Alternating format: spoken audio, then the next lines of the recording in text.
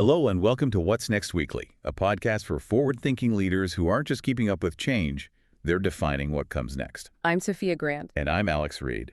Each week, we break down the biggest challenges and opportunities in business growth, digital transformation, and AI, giving you the practical insights you need to lead with confidence.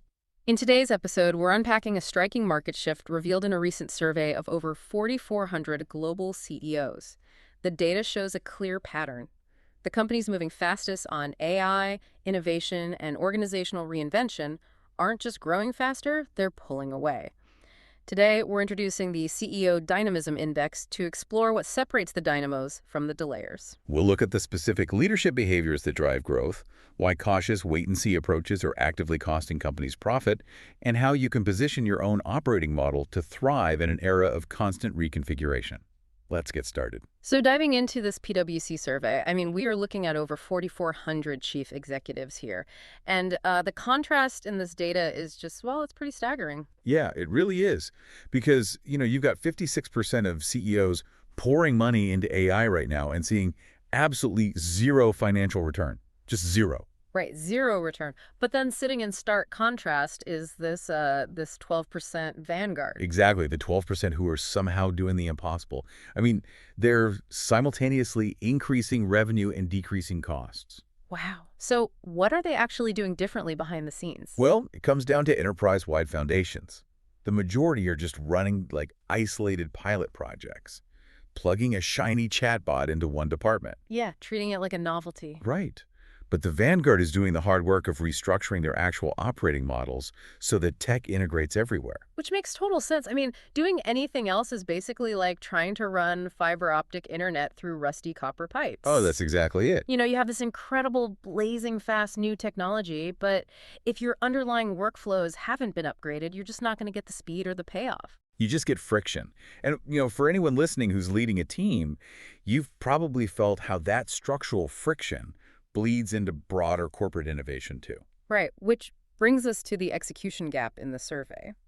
Because 50% of these CEOs say innovation is critical, right? Yep, critical to their overarching strategy. But only a tiny 8% have actually implemented proven innovation practices at scale. Just 8%. Yeah. So the aspiration is there, but the execution is just completely missing. Does that mean the other 42% are just, performing innovation theater? Like putting up a facade of risk-taking without actually tolerating the real structural changes required? Pretty much, yeah. They want the aesthetic of innovation without the discipline. And the data actually points to a massive reason why. It's this phenomenon called the tyranny of the urgent. The tyranny of the urgent. Yeah.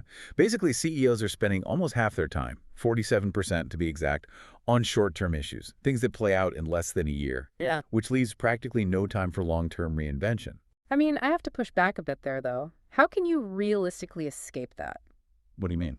Well, if you're running a company, you've got macro volatilities, sudden tariffs compressing margins, cyber risks demanding your attention right now. You can't just ignore a crisis to daydream about 5 years from now. No, of course you can't ignore a crisis. But the failure happens when crisis mode becomes your default operating system. If you spend all your time reacting to immediate threats, you never build for the future. You end up trapped in a cycle. And that wait-and-see approach, that hesitation, actually has a literal measurable cost now. It does. The Dynamism Gap Index breaks it down so clearly. Dynamic companies, the ones making bold investments, are seeing 9% revenue growth and 9% profit margins. 9 and 9. And what about the cautious ones? The delayers, the ones holding back due to uncertainty, are lagging with only 7% growth and just 6% profit margins. So hesitation is literally eroding their profitability. Which really brings up a critical question for you to mull over as you head into the office. Take a hard look at your own work calendar for this upcoming week. Does the way you allocate your time reflect a dynamic leader building for the future? Or are you secretly trapped in the tyranny of the urgent? And that brings us to the end of our discussion on the CEO Dynamism Index. We hope this perspective gives you a clearer framework for moving past hesitation and building an agile organization that scales with your ambitions. Absolutely. If today's episode gave you a new way to look at your growth strategy, please subscribe to What's Next Weekly on your favorite podcast platform. Leaving a rating or review helps us connect with more leaders navigating these same shifts. We'd love to hear your thoughts. What was your biggest takeaway today?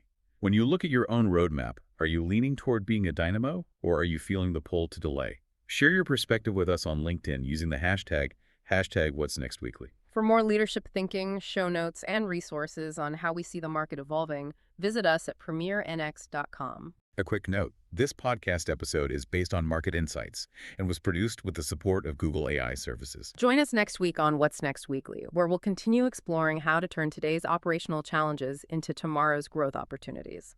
Until then, keep building what's next.